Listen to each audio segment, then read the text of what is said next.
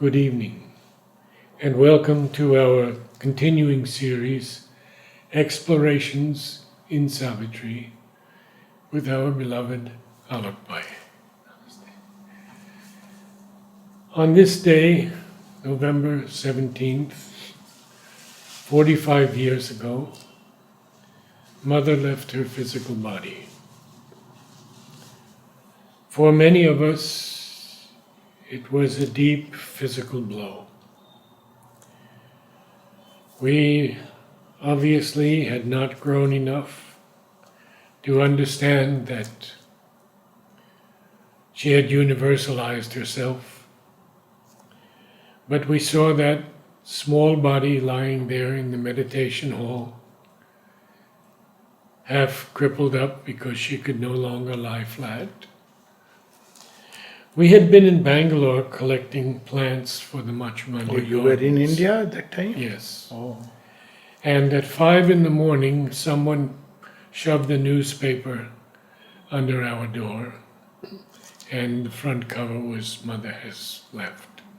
You mean on 18th November, morning 5 o'clock 17th, news? 17th. Yeah, but 17th they wouldn't have known. The newspaper of the 18th. Yeah. Oh. No, yeah. I guess so. Yeah. And so we came immediately, and there were long lines going around and around. We went around many times. Of course, I've read, I think, everything that was written about her passing. Nolini, Satprem. We listened to Pranab's talk in the playground, and it was devastating to us. And Dr. Bisht also wrote very beautifully. So I think Dr. Bish was the mother's physician, so to say. we went around as many times as we could. So, were you there? No, and I think in a way it's a grace.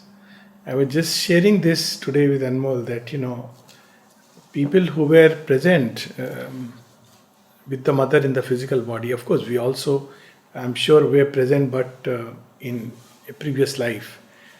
So they depended so much on the physical body and the bodily presence that they felt this deep shock. And those of us who have come later, who have grown up very, if I may say so, organically and naturally into the yoga, we see this event very differently. Like I can share with you my little experience that when I read through the books, or everything I had read actually, and never this occurred to me that she meant to physically transformed in this way that, the whole body one day miraculously we'll see a supramentalized body. It never occurred to me because I read those statements that it'll take 1,000 years and a few hundred years you wait. So it was very obvious to me that this was not meant to be right now. And she asked Dr. Bisht, and he said the body cannot do it anymore. Yeah, well, Dr. Bist had a very, I know him very well, and he has shared many things. He had his own limited vision, and the beauty's mother wanted somebody with a limited vision. Yeah. She said, I want somebody who can just tell me physically what is happening. Yes. And not look at it from the deeper angle. And he didn't have that. That's the best part. Yes. But he had his own deep connection with the mother. So, by the way, he is the person who introduced the concept of spiritual health in WHO. So, yeah, how she has worked through and Jipmar, she gave the message. And so, all this one side of the story, whosoever life she touched. So, to someone like me, and I'm sure many others, this dilemma never came. This issue never came. And I remember on 2 occasions, one with Hutadi and once someone else, who said, when mother was there. Hutadi once mentioned in front of me and somebody, when mother was there. And I spontaneously said, please don't say that. So I said, when you say was, it doesn't make any sense to us. Like she is so concrete and real and living. It never occurred to me that mother was and is not. But I can understand people who, in fact, when I came here, I was very surprised when someone told me, when mother was there, then things were different. I got it had jarring note. I've been coming for years, and it never struck me that she's not here. But I mean, so probably I think though they were very much physically dependent, and the Divine Mother wants us to progress inwardly enough. When Ravindraji was asked that was the yoga easy at that time, he said no, because we largely dependent on her physical appearance, and she kept reminding that I am not this. Yes. Yes. But those of you who have come later, Ravindraji's words, you find it so natural and spontaneous to seek her in the psychic through the psychic door, and you are very fortunate. And I 200% agree with him. This coming generations will not have this conception of, and they will understand very naturally that well, it's going to take a few centuries. I mean, it's after all a project of this nature. So now, of course, having read everything from agenda, and I have my own understanding, which I think we have shared on a different occasion.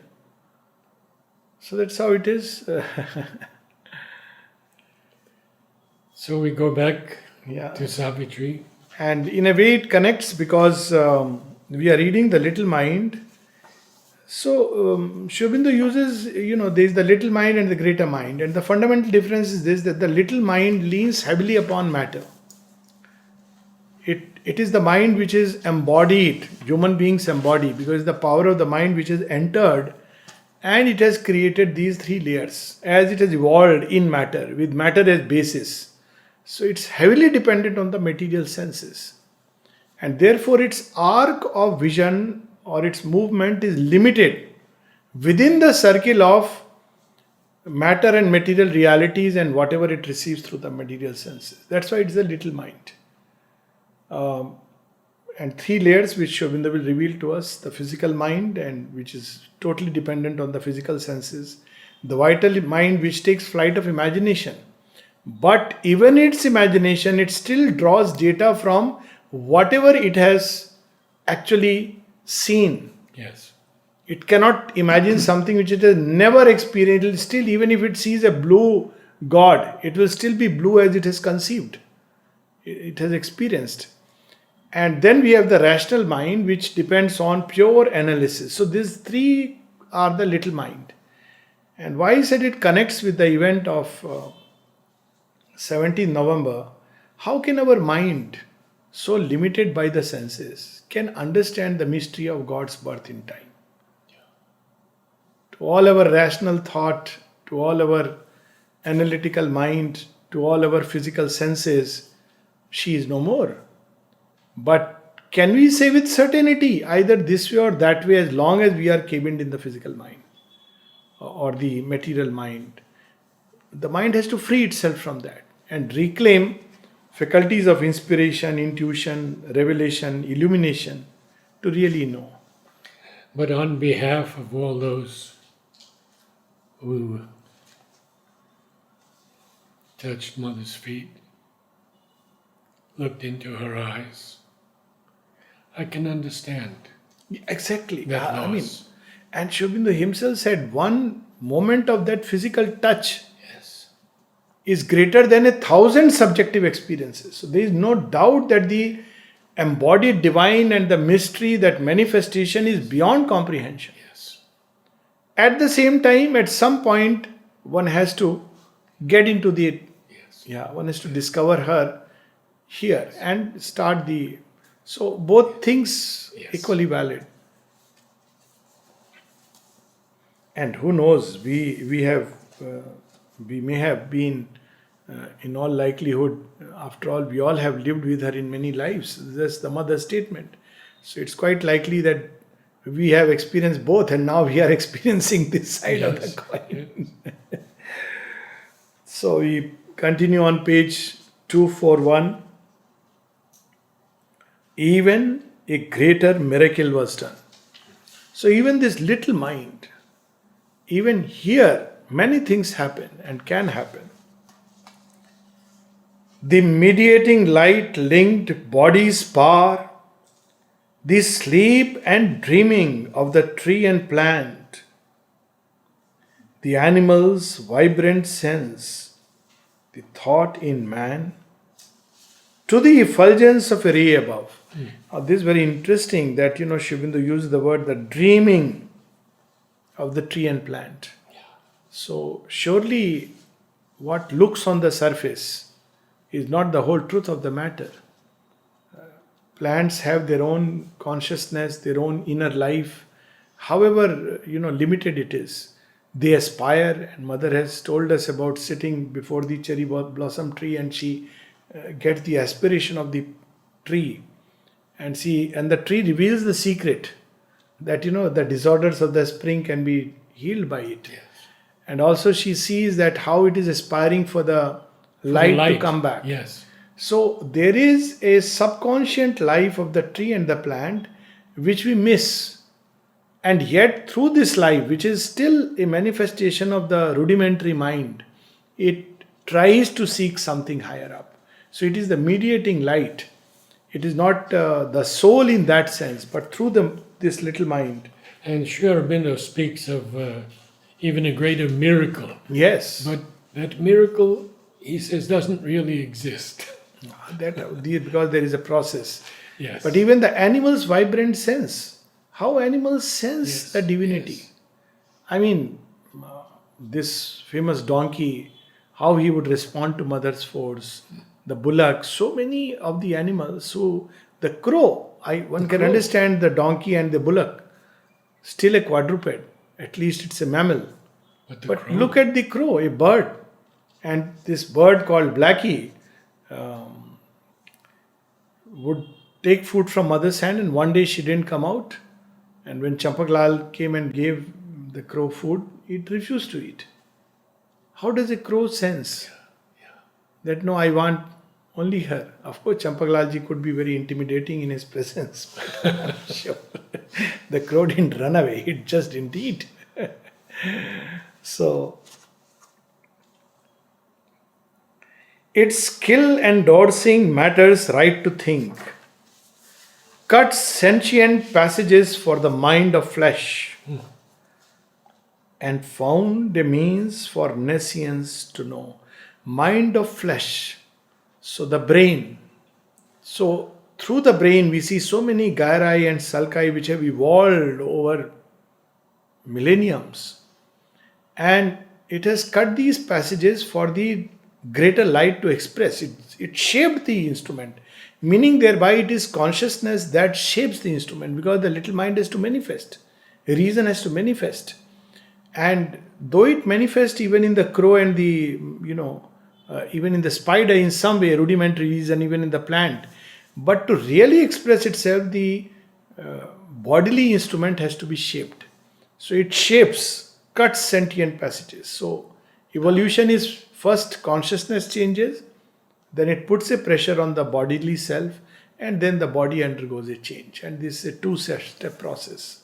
do you agree that only 10% of the brain is used? Well, that's what they say, and percentage is difficult, but there is a little catch to it. It means that the brain is static and there is 90% to be used. But my personal understanding is that brain, like every other part, is evolving. Now, because this little change of thought changes everything. If it is evolving, then you can play with it. It's an organ, in fact, this concept has come now, and the concept is neuroplasticity. So it means that when you have a stroke, a particular area of the brain goes away, and so you can't function. You can't speak, for example, if the speech area is grown. But there are other areas of the brain which can take up the function and can, start functioning. This is called neuroplasticity. So the brain is evolving. We see even now, Desiree, we have someone who lost the speech and his speech has almost come back. Did you see her video? Yes. Yeah. Then we had this famous Lightdi, Desiree house she used to live. And when she had a paralytic stroke, one day she saw in the dream, mother comes to her. She is looking at the picture and mother comes to her, and it's a dream vision. And mother gives her something to eat, like a prasad, as if she comes out of the picture. And she says, I can't take it because I must take it with my other hand. So she starts putting the whatever paralyzed hand was there, the other hand, the healthy hand. Mother says, no, with that hand. And she says, I can't. It's paralyzed. Mother says, you try. So in that experience, she tries with great difficulty and she eventually takes it. Then she took it as an indication, and every day she would do this little exercise. With the other healthy hand, she would lift the other hand as if she is feeding something to the mother. And she recovered her function fully. So you see, there is a constant change. So it's true that there is a lot of areas of the brain unused, but it's also true that new areas are coming into play. And scientists are discovering it, which is amazing. Because ultimately, even when intuition manifests through the physical, it has to have some kind of a instrument, readiness. Yes. So this is a big conundrum, because people often say that it's the brain which is the because of which there is consciousness. But here it's the other way around. It is consciousness that shapes the instrument. And Mother says that even in a coma, the mind is still growing. That is.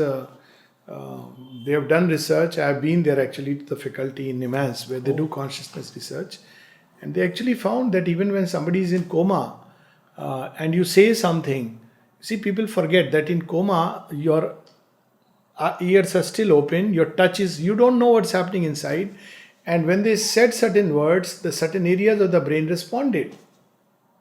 So they concluded that. And that's why I keep telling people that when somebody is in coma, don't think that he's already dead. There is a difference between the two. So go and touch. Maybe, say gently into the ears that everything is fine. Or just that, we love you. We are grateful for all you have done. So it helps because there are other means through which communication goes. And it has been registered now that yes, something does get registered. Because there are, instruments like that.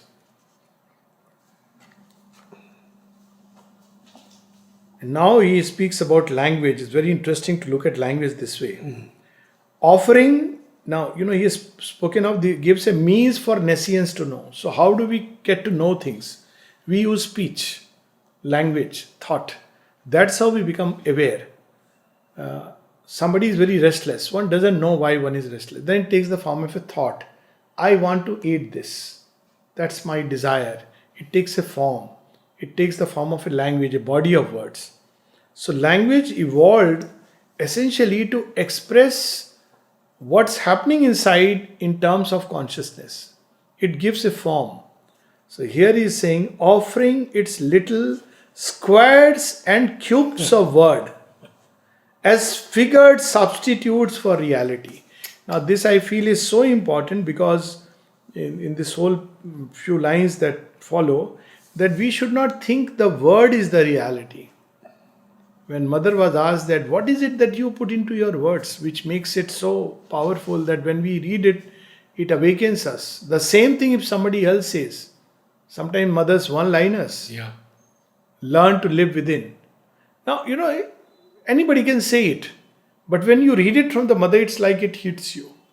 Now, what is it? She was asked. This is a long question. Mother's reply is one word. Consciousness. So words are a means to touch the consciousness and not to get lost in the external meaning. That's why Sri Aurobindo, there is a whole essay on the word of the scripture where he says many people, they get lost in the external maze, word meaning. Whereas actually you have to touch the essence, which is consciousness. So here he is explaining that it's a substitute for reality.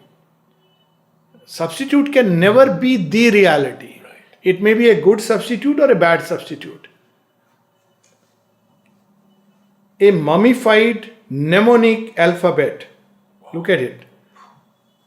It helped the unseen force to read her works. Mnemonic, it's like a string of words which are used like a memory peg to remind us of something else.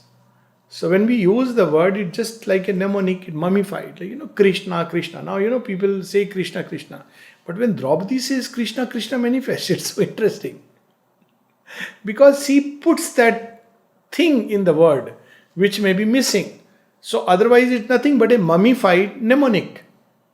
You are saying Krishna, but you are not remembering the being, the power, the force You're just saying mechanically. And she says that's what the difference in a mechanical mantra and a mantra to which you add from the heart. So otherwise it's a mummified. Look at the word, not just mnemonic, mummified. Means it's like a rigid, something rigid, dead. It helped the unseen force to read her works. A buried consciousness arose in her, and now she dreams herself human and awake because of this language. That's all. And mother says at one place, you know what?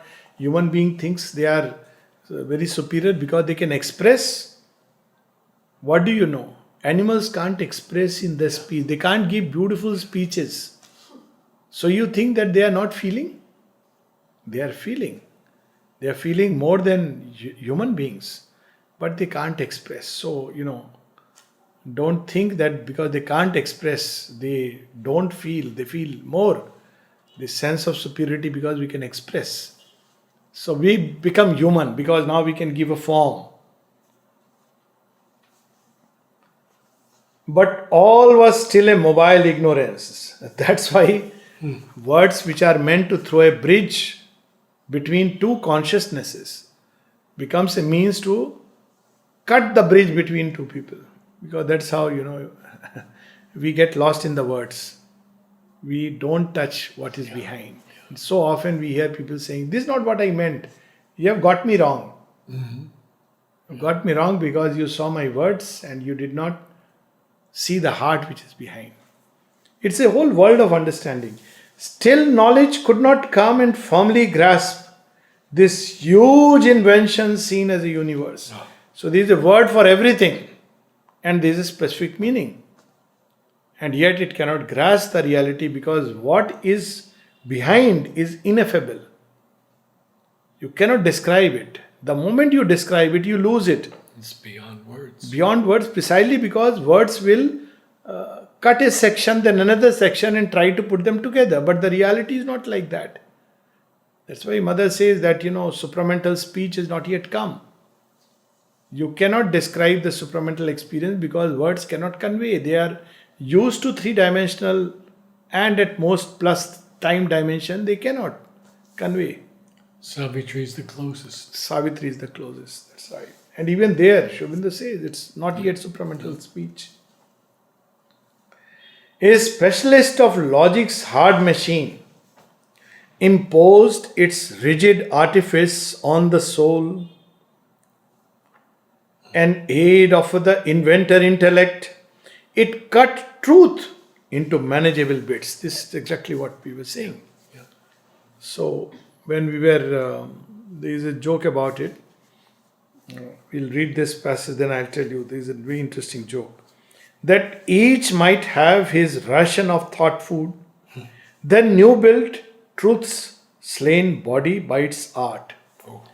So when we joined the medical college, some of us came from a religious background, some traditional, some others atheist.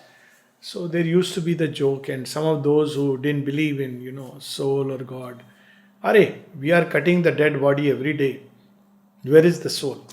So I had a funny answer to this. I said, yeah, because it's dead, the soul is left. That was my childish answer.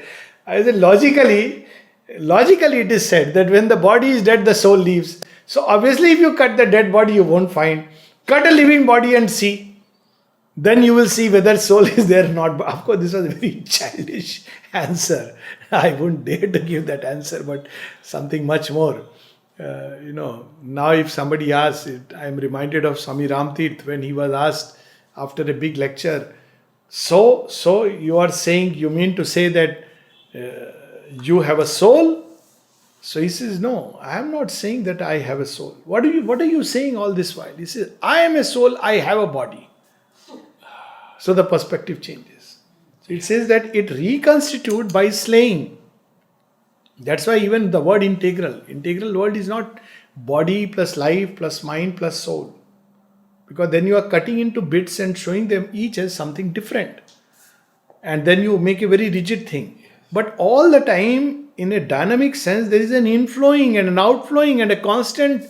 The soul flows into the body, its substance. It gives to the body a sweetness, a lightness.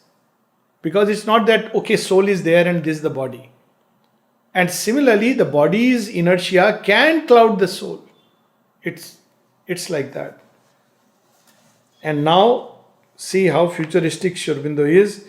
A robo, exact and serviceable and false. How punchline. Today we are talking of artificial intelligence. And that was my take on it. Someone asked me. I said, artificial intelligence is all right. That's a project. Those who are interested, let them work on it. My interest is in divine intelligence, how human beings can evolve their intelligence toward divinity. But if we don't evolve and the robots come into play, then Isaac Asimov may be quite right that the rise of the machines. So we need to evolve our spiritual intelligence, or rather a mentalized intelligence, into a spiritual and a divine intelligence. Then robots are okay.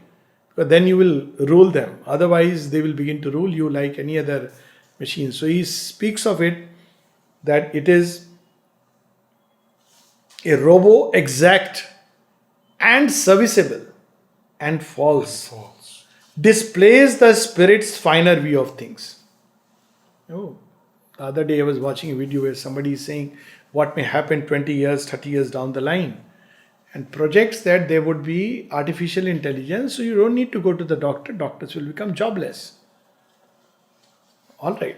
Logically correct. And many doctors are, I would agree that, they are worse than robots. I don't deny. But then what you will miss is the healing touch.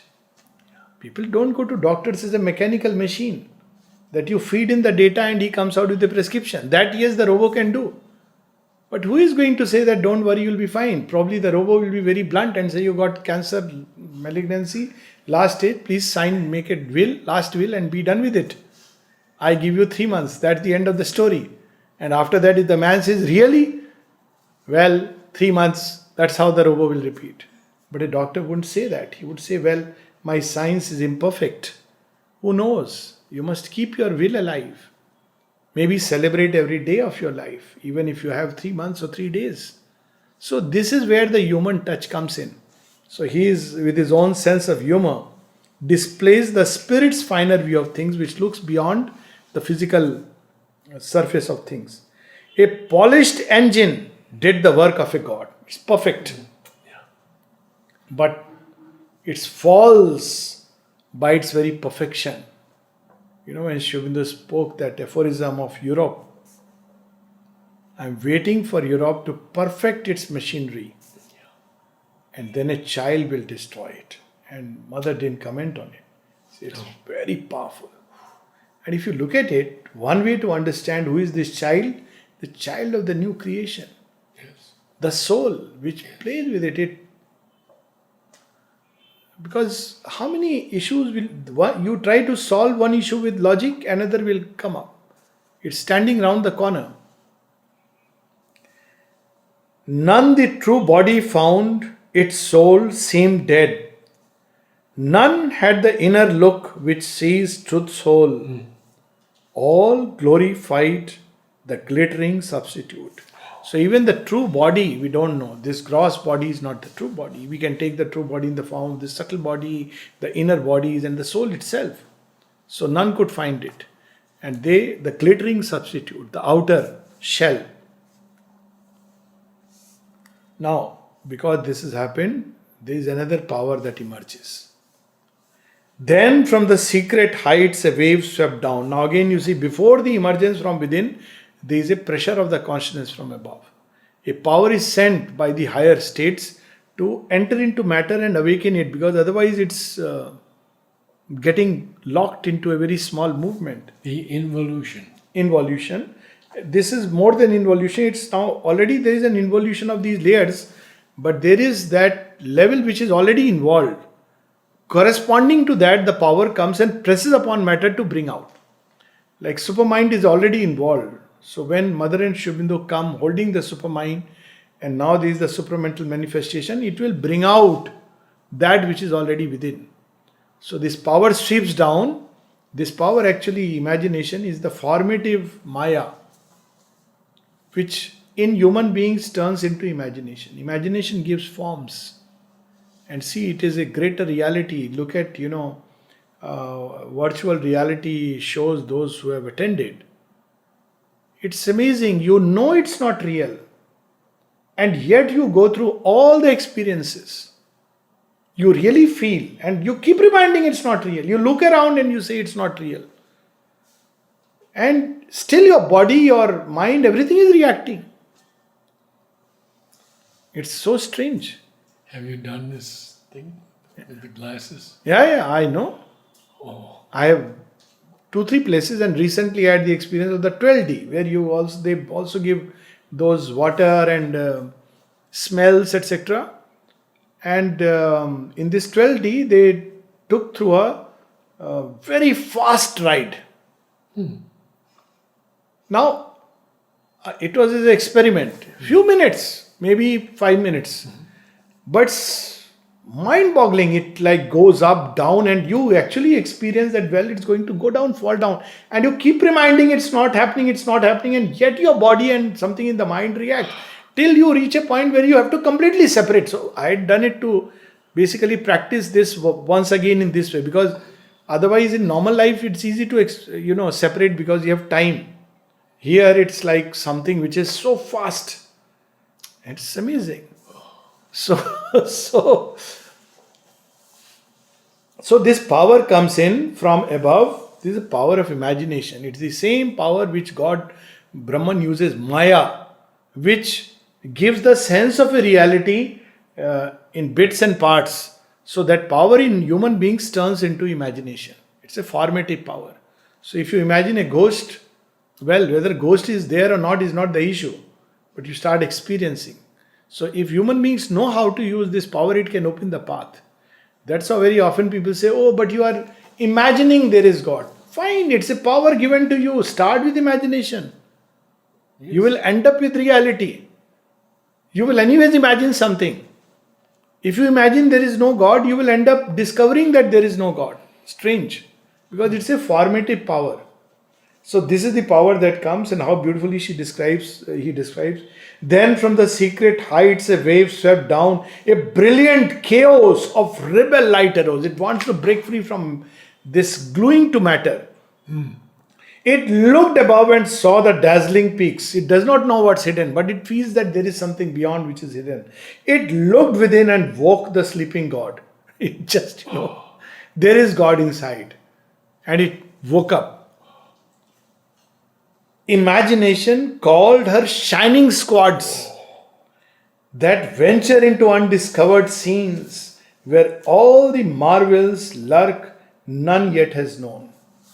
That's why you see this nowadays you have comics and television shows on Mahabharata and Ramayana and many such things. Now I didn't grow up on that because they had not yet come into full swing. So I just read.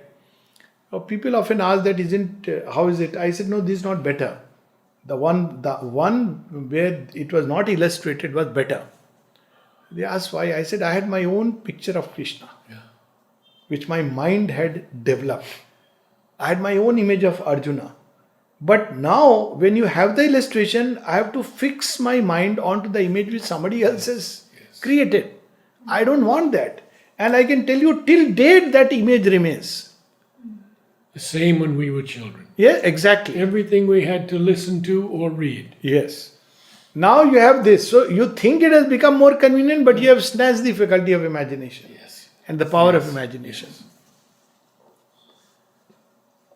Lifting her beautiful and miraculous head, she conspired with inspiration's sister brood. So shining squads of imagination and sister brood of inspiration, they come together to fill thought skies with glimmering nebula. Some light points suddenly began to appear. This is the early age of mankind lived on this. The age of the myths when reason had not come. A bright error fringed the mystery altars freeze. Darkness grew nurse to wisdom's occult sun. So within this realm of darkness, some light came and this freeze like a border. You put something on a wall like a wallpaper, but which blends so well it looks like the real wall. So it's not the real thing, but yet it's like a border through which you can feel the touch of something greater, something higher. Myth suckled knowledge with her lustrous milk. So, that's why I feel one of the things that today's children are missing is myths. And Jungian psychologist, the Swiss Yes, psychologist, he said that those who have grown up on myths strangely develop a very, their intelligence is more developed and can work in many ways. It gives them a kind of resilience when they face life than those who were just brought up on hard facts. So now it's very unfortunate that we have very little myths. They are there, but even I have met parents who feel they should not tell myths because it's like cutting the child away from reality. So I had once a parent who said, but I have not taught about Hanuman stories and all. I said, why? He said, because he has to face reality. I said, how do you know that you have not blocked him from a deeper reality? You have snatched away his possibilities, potentials, his aspiration to one day fly and catch the sun. The deeper urge, psychic urge to serve the Lord, you have just snatched away everything and given him what? Substitute. This so-called hard reality as if this is the only reality. And every country has grown up with myths. Yes. And in India, it's the land of myths. You hear myths for everything there is a myth. We have so many festivals, people don't realize for every festival there is a story. Other day we were sharing the story of Baiduj. And it's amazing, all these stories. Rakhi, there is a story. Everything. Ekadashi, there will be a story. And it's not about whether these stories are physically feasible or real or not. But they give you something deeper and profound. The infant passed from dim to radiant breast. So he's saying, imagination brings some kind of a light.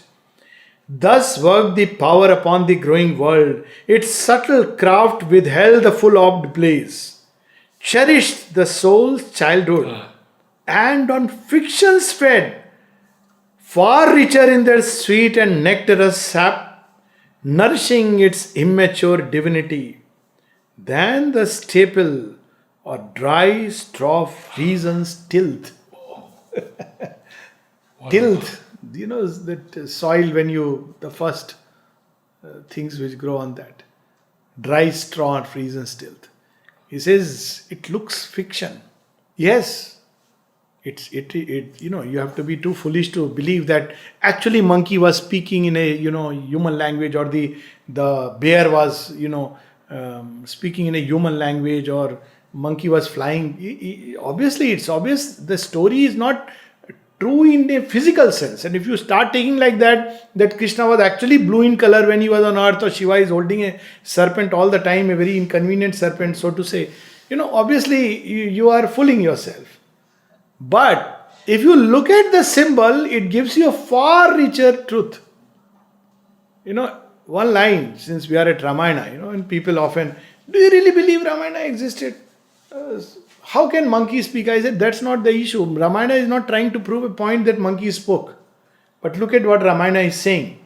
Is there an animal type of humanity? Yes. Is there a bear kind of humanity? Yes. Is there a fallen humanity? Yes. Look what Ramayana is teaching us. The first seeds of socialism. In one line it is captured, and the line goes like this. Ganika is talking about the Lord Rama. Ganika, Ajamil, Byad, Geed, Gajad, Khal, Tare Gana. Look at the grace of the Lord. Ganika, the notch girl. Ajamil, the sinner. Byad, the butcher, the hunter. Geed, the vulture. Jatayu and Sampati, vultures are supposed to be the worst creatures because they eat the scavengers. The elephant, the monkey, they're all liberated by the Lord, meaning thereby I surely have hope. All of us. Look at the profound message. You are lost in whether, monkey spoke or not. Obviously, that's either you believe that somebody who wrote the Ramayana with such a beauty of language and meter and subtlety of emotions was an outright fool to, put it. Either you believe, in which case he wouldn't have written such a profound scriptures which continues to influence the mind of the race for centuries. Or you take it that obviously, like I give the modern analogy, George Orwell's Animal Farm. So when you read Animal Farm, you don't say ki this is not real. It's a point which is being conveyed. Alice in Wonderland, it's not about reality, it conveys a point. So it's not whether Ramayana existed or not existed, that's a different debate altogether. But look at the profundity of, what it's feeding us with. The thoughts of socialism where even the animal is not left an outcast. The socialism as we practice today is very human-centric, which means that human beings can come together and destroy the animal life because, well, for humans, which is very dangerous. That's not socialism, but the socialism of a spiritual kind is where even the fallen, the animal, the lowest of the lowly creature is part of that. Of course, for me, Rama and Krishna exist as a psychological reality, spiritual reality. But that's a different debate. But just look at the myth. And Sri Aurobindo, that famous aphorism where he says that men wonder whether the gospel and the stories of Vrindavan, whether they existed or not. Then he says that let them dispute. This is a beautiful aphorism, not exact word. But he says, thanks for the gospel and the forgeries. They save mankind alive. So, beautiful lines these are. It's heaped fodder of innumerable facts. Plebeian fare on which today we thrive. Plebeian fare is like the common markets. In old time we used to have. I think in US also they have these in countryside, those fairs. Oh, yes. In India we used to. Now everybody goes to fair, but what do you get? Those common cheap items. Yes. So it's the same thing, innumerable facts. So people go to fair because there are a lot of things there, but they're all worthless. You're just, okay, fine, let me pick up something. So innumerable facts, but none of them is of any significance or worth. Thus stream down from the realm of early light, ethereal thinkings into matter's world. Its gold-horned herds trooped into earth's cave heart. Gold-horned. In Yagnavalka's story it comes. Horns, inconscient. Still there is a touch of the higher light. So Sri Aurobindo says gold-horned. How beautifully, herds. Trooped into earth's cave heart. They are coming directly. They are bypassing all this logical mind. Its morning rays illume our twilight's eyes. Its young formations move the mind of earth in the typal age of mankind. To labor and to dream and new create. Because then you can dream that one day I can fly like Hanuman. Then you can dream to be noble as Rama. To be virtuous and enduring and strong as Sita. Because that's how you can dream. Otherwise, if you see reality, you will say it's an impossibility. Savitri itself is that. You can conquer death. To feel beauty's touch and know the world and self, the golden child began to think and see. So golden child is obviously the truth soul, which has entered into matter and now it is emerging out. So as it emerges, it begins to think and see, even though it is yet to develop its deeper eyes. So we'll stop here.